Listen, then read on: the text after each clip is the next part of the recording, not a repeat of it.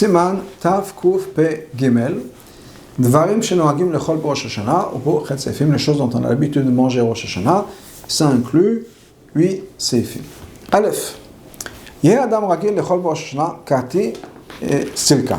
Une personne devrait prendre l'habitude, Rosh Hashanah, de manger les choses suivantes. Karti, c'est des poireaux. Silka, c'est des betteraves, ça peut être des épinards, qui sont de la même famille. Naïnou tardin. Il y en a qui ont la coutume de manger la betterave même, il y en a qui ont la coutume de manger les feuilles, mais c'est ce que la Gemara nous dit. Ça vient de la Gemara, une liste qui nous est donnée par la Gemara. Et donc certaines choses ont changé au fur et à mesure des générations, mais c'est la liste que la Gemara nous donne. Tamre, des dates.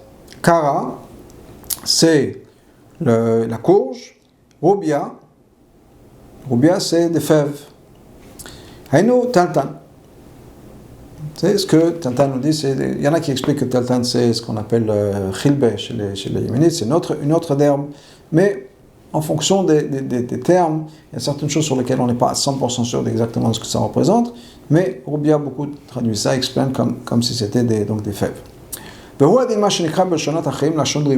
Et aussi, tout ce qui est en fonction des langages, tout ce qui a un sens de ribouille, de plus. Par exemple, beaucoup ont la coutume chez les Ashkenazim de manger des carottes. Pourquoi ? Parce qu'en yiddish, carotte c'est mer, qui veut dire plus. Donc, il y a ça aussi. Donc, tout ce qui a un sens dans le langage commun, dans le langage qui est parlé, que les gens de ce pays-là, chacun en fonction de sa langue, mangent des choses dont le nom nous fait penser à Merames, on peut dire, il donne une allusion à quelque chose de positif. Quand on mange, par exemple, le roubia, bien on a dit donc que c'est les courges. Yoma, on dit la chose suivante, que ce soit ta volonté. Qu'on ait beaucoup de mérite, comme roubia, parce que roubia, ça vient du mot de ribouille. Que shechal karti, quand on mange karti, qui sont les paroles. Yomar, il dit, iratsan le faner, soit ta volonté devant toi. Shechitu soneno, que karti, ça veut dire couper, que nos ennemis soient coupés. Shechal silka, quand on mange silka, qui sont les betteraves ou les épinards. Yomar, on dit, iratsan le faner, que soit ta volonté. Sheistalku, ivenu, que nos ennemis partent. Parce que silka, c'est comme istalkut, c'est un départ. Donc, c'est la même chose que nos ennemis partent. Shechal tmari, quand on mange des dattes, Yomar, on dit, iratsan le faner, sheitamu soneno, que nos ennemis soient finis. Quand il va manger ce qu'on appelle donc le ka, Yoma,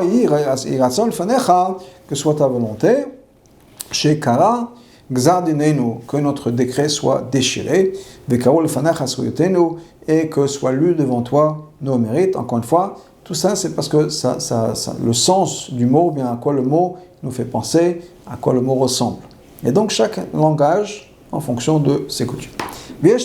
Qu'on la coutume, et c'est comme ça qu'est notre coutume, de manger une pomme douce, trempée dans le miel.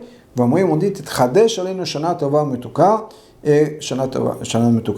et donc qu'on ait une nouvelle année, qui soit une nouvelle année douce. On fait une bracha sur la pomme, et pas sur le miel. Il fait shadvash ou tafel la tapouach, parce que le miel est secondaire par rapport à la pomme, donc l'écart c'est sur la pomme, et sur ça qu'on fait la bracha. Alors bien sûr, pour revenir à tout ça, vous savez que la coutume chez Chabad, et qu'on ne dit pas les hiratson sur les autres choses, même si on va les manger, mais le hiratson on le fait uniquement sur la pomme.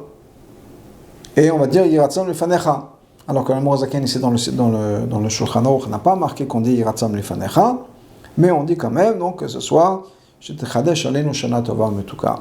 Et ensuite, on fait la bracha d'abord, ensuite il y a bête. Il y en a qui mangent du poisson, les parottes et les vodka dagim, pour se multiplier comme les poissons. Mais on ne cuit pas les poissons dans du vinaigre. Gimel. Tous ces aliments, toutes ces sortes de nourriture, sur lesquels on est censé faire une bracha quand on les mange au milieu du repas. Que quand par exemple tapuchim, les pommes, tmarim, les dattes. Yomar bakasha achar atrilat achila.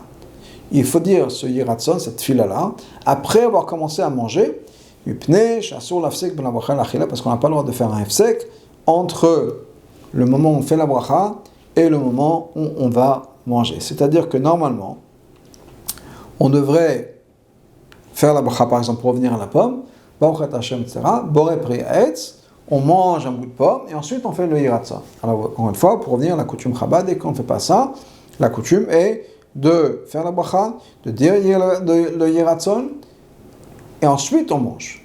On ne mange pas. Gimel. Pardon, Dalet. Viesh noagim le tol posat hamotzi v'devash. Il y en a qui ont la coutume de tremper le motzi, le pain, dans le miel. Viesh ochlim remonim. Il y en a qui ont la coutume de manger des grenades. V'omrim, on dit nirbes ruyot karimot, qu'on ait beaucoup de mérite, comme les grenades. V'noagim lechol basar shamen. La coutume est de manger la viande grasse, les shtot vache, et de boire du miel, ou bien un alcool de miel. Kol minemetika, toutes sortes de choses qui sont douces. Pour que cette année qu'on est devant nous soit une année qui soit douce, une année qui soit grasse, remplie de bonnes choses. C'est ce qui est marqué dans l'Ezra. Mangez des choses grasses, buvez des choses douces. Il faut manger de la tête d'un bout pour se rappeler de la Kedat Yitzhak, du Haïl qui était là-bas, donc de ce bouc qui était là-bas, qui a remplacé Yitzhak. S'il n'y a pas de tête de bouc, alors on peut prendre une tête de mouton à la place. S'il n'y a pas de tête de mouton disponible, on peut manger une autre tête, et la coutume est souvent qu'on mange donc la tête de poisson. Et on dit qu'on soit la tête et pas à la queue. Encore une fois, la coutume Chabad de ne pas dire de Yiratzon. Le seul Yiratzon qu'on fait, c'est sur la pomme. Vav. Yesh medagdekim shlechol eguzim elozim. Il y en a qui ont l'habitude de ne pas manger des noix. Pourquoi? Parce que ces noix-là nous donnent beaucoup de salive, ça nous fait saliver, et ça empêche de bien prier, de se concentrer. Zain. Noagin. L'elech et l'anar, il est de coutume d'aller vers une rivière. Sheyesh bodagim chaim, là on va trouver des poissons vivants. Et siman shelot tishlot banu ainara, comme signe qu'on n'est pas de ainara, parce que les poissons ne sont pas soumis au ainara. Venifre, venirbe kedagim, et pour soi un signe qu'on se multiplie comme les poissons. Vamrim sham pasuk yeshuv rachmenu, on dit un pasuk là-bas, yeshuv rachmenu betashlir, qui est un pasuk dans Micha. Donc c'est ce passage là qu'on dit. C'est bien que ce soit à l'extérieur de la ville. Et la coutume est de faire ça le premier jour de Rosh Hashanah, après le mincha, mais avant la shkia. Et de rajouter un autre pasuk, Micha aussi, qui est donc ce pasuk mi el kamocha, c'est la cérémonie du tashlir. Tashlir est imprimé dans le marzor, dans le sido. Et donc on fait ça. Juste pour ajouter un point, c'est que si on rate la shkia, l'Admor Zaken écrit dans le Sido, qu'on fait ça le lendemain. On fait ça le deuxième jour, et si on ne peut pas faire ça le lendemain, on peut faire même, si on ne peut pas faire pendant Rosh Hashanah Tashlir, on peut faire ça pendant Seret Yom Teshuvah, c'est bon. Chet. Noagin shelo lisham b'yom Hashanah. Il est de coutume de ne pas dormir pendant Rosh Hashanah, kedei shelo yishen mazalo, pour que notre mazal ne dorme pas, qu'on n'ait pas un mazal endormi pendant l'année. Quelqu'un qui, au lieu de ne va pas dormir, c'est vrai, mais il va rester réveillé à rien faire, c'est comme s'il partait dormir. Il y a qu'on a coutume, d'aller dormir après Chatzot de l'après-midi, le jour de Rosh Hashanah. Siman Tav Kuf Pei Dalet, 584. Seder Kriyat Torah, Rosh Hashanah, lors de Kriyat Torah Rosh Hashanah, ou Potet Sefim, il y a 9 paragraphes. Aleph. On ne dit pas Halel Rosh Hashanah ou Yom Kippur. Pourquoi? Le fiche Akash Baruch Hu Yeshev al Kisedim, parce que Hachem est assis sur le siège, sur le trône du jugement. Ses frères Chaim, les livres de la vie, ses frères Metim, les livres de la mort, Tuchim les Fanav sont ouverts devant lui. Comment est-ce qu'on peut dire des chants, des louanges à Hachem? Donc c'est pas un jour de fête et on se met à chanter, etc. Maintenant les gens qui disent Télim tous les jours. Et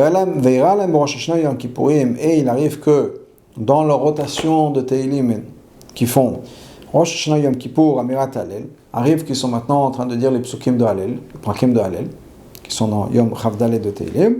Moutarim lomar kedakan, eux ils peuvent dire comme d'habitude. Parce que quand ils font le Tehillim, c'est pas en tant que louange, mais c'est en tant que supplication à Hachem, c'est de demande à Hachem. Le Tehillim c'est autre chose. Donc dans les Tehillim c'est bon, mais de faire en tant qu'on fait Hallel, en tant que louange à Hachem, c'est pas le moment pour ça. Bête. Il est de coutume de faire Avinu Malkeinu en l'ordre, de te dire tout le long Avinu Malkeinu. Il y en a qui sautent Rosh Hashanah, ce Avinu Malkeinu, Chatanu Lefanecha, le premier Avinu Malkeinu. On saute celui-là. Avinu Malkeinu, on a fauté devant toi. Pourquoi? Le fichier en moins vidéo pour Rosh Hashanah, parce qu'on ne dit pas de confession, j'ai fauté Rosh Hashanah. Pourquoi on ne fait pas ça? Chez l'Olitem Pitropien la Makatre, pour pas donner un point d'entrée, une ouverture à l'accusateur. Mais de dire des psukim dans lesquels on mentionne une faute, ça c'est pas grave. Parce qu'on ne fait pas ça en tant que confession. Même une confession mamash, il n'y a pas de raison de ne pas le faire au moment d'être kiot. Pourquoi au moment d'être kiot on peut dire voilà j'ai fait telle faute, tu vois? Parce que le Satan il est confus de toute façon, il ne va pas nous écouter, il ne va pas faire attention à ce qu'on va dire. Et le Satan, donc Hachem nous écoute, il n'y a personne qui va perturber notre relation au moment d'être kiot entre Hachem et on peut ouvrir notre cœur à Hachem. Et en fait, c'est une bonne chose de faire ce vidéo-là, cette confession-là, à voix basse, entre les tkiot. Il y a une pause entre chaque set de tkiot. À ce moment-là, c'est bien de te poser. Au moment où les gens font ce yiratzon, qui est après. Alors, dans le Siddur, le yiratzon, il est à la fin de toute la tkiot. Mais, entre là, c'est bien c'est marqué dans le Siddur d'ailleurs, vidvade belachash. Faire une petite confession. Un vidouille. On pense à ses fautes. La vérité, c'est que, il est marqué, on a une tradition que vidvade belachash, ça veut dire quoi? C'est-à-dire qu'il faut s'imaginer le visage du Rabbi. Et c'est ça qui va nous faire tchou. Gimel. Tzech lomar slach umchal meche vave chatanu upshainu. Donc il faut dire que Hachem, slach et machal, pardonne, meche vave chatanu, efface et fait passer nos fautes, nos averot, qui mechila gdola meslicha au pesha gdola mechatat. Pourquoi? Parce que mechila, c'est plus important que slicha, mais ça va ensemble. Au pesha gdola mechatat, et pesha, c'est plus grave que chatat. Et donc, c'est levakesh la mouad. D'abord, on demande le petit, vachakach mosif volech, et donc ensuite on rajoute. Donc c'est pour ça qu'on commence avec slicha et ensuite mechila, et on demande que nos fautes soient effacés, qui sont nos khatat, nos khataim, et ensuite nos pshaim, en ordre ascendant. Dalet, tzerich lomar ro'a gzar ben shema achat. Hayno shekra huitbarech ro'a shebegzar ma shensha begzar yel rachamim. C'est-à-dire que quand on dit, qu'on demande à Hachem de déchirer, quand on fait dans l'Avinu Malkeinu, ro'a gzar dineinu, on dit quoi? Ro'a gzar, ça va ensemble dans un seul souffle. Pourquoi? Parce que ce qu'on demande à Hachem, c'est d'éliminer les mauvais décrets. Donc, Ro'a Gzar, le mauvais qu'il y a dans nos décrets, pas d'éliminer nos décrets, parce qu'il y a des bons décrets que Hachem a pour nous. Mais c'est uniquement la partie négative, le côté négatif. Donc, on dit Ro'a Gzar, ça va ensemble, c'est le mal de nos décrets. Et ce qui reste dans la Gzara, ce soit pour le Rachamim, ce soit que des bonnes choses. Et, on ne dit pas Avinu Malkeinu quand c'est Shabbat, ni quand c'est Rosh Hashanah qui tombe en Shabbat, et ni quand Yom Kippour tombe Shabbat, on ne dit pas non plus tous. On n'a pas le droit de demander nos besoins personnels Shabbat. Et on ne dit pas non plus Erev Shabbat, Mincha, on ne dit pas Avinu Malkeinu, ce qui veut dire qu'au bout du compte, comme notre coutume, que quand on ne dit pas Tachanoun, on ne dit pas Avinu Malkeinu. Va, Rosh Hashanah, on fait en sorte que la tefila soit longue. On rajoute des piyutim et des tefilot jusqu'à moins chatzot, au moins chatzot. Im chal be Shabbat, si Rosh Hashanah tombe Shabbat, en arech yoter me chatzot. On n'a pas besoin d'aller plus loin que ça. Ah ben la chol arech yoter, on peut faire la tefila plus longue que chatzot, mais on n'a pas besoin. De quoi il s'agit be piyutim et tefilot? quand il s'agit de rajouter qui sont des choses qui sont les piyutim et les tefilot des chants, des poèmes, etc. Mais juste, stam, juste chanter comme ça, rajouter la tefila, on ne rajoute pas la tefila juste pour la faire longue avec les nigonim, parce qu'après tout c'est Yom Tov, il faut pouvoir avoir une seuda. Zain. Motzin shne sefer Torah. On sort 2 sefer Torah Rosh Hashanah. Barishon kohen chamisha.